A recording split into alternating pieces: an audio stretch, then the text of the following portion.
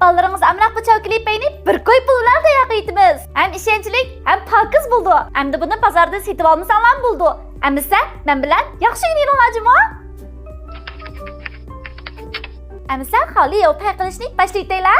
Xon 500 gram, şeker 200 gram, adatdagi un 500 gram. Hem de bunu normal xodda chilib olamiz. Mana bu shalatkagicha ko'ptirib olsaqla bo'ladi. Endi buni piyoxadayimiz kelib siqib olamiz. Mana mushundaq cho'nliqda siqib olsaqla bo'ladi. Mana mushundan siqib iliblam kavshangga silib pishirib olaylar. Endi duxovkamizdan gradusni usta-ustut 180 qilib 25 minut atrofida pishirib olsaqla bo'ladi. Mana buni mushta pishirib olgandan keyin hammasi o'rib olamiz. Endi tepsiga mushta 4 dan menxuatlarimizni qo'yib olamiz. Menxuatlarni mushta qo'yib olgandan keyin buni endi kavshangga silib 3 minutla pishirib olsak bo'ladi. Mana bu pishib tayyor bo'ldi. Endi buni tepini tez surat yeb olaylar. Mana mushta tez surat yeb bilib ustini sal besitimiz. Bo'lmasa bu ketib oladi.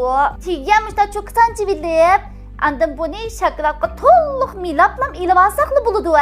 Mana mushundaqlam qilib olsak bo'ladi.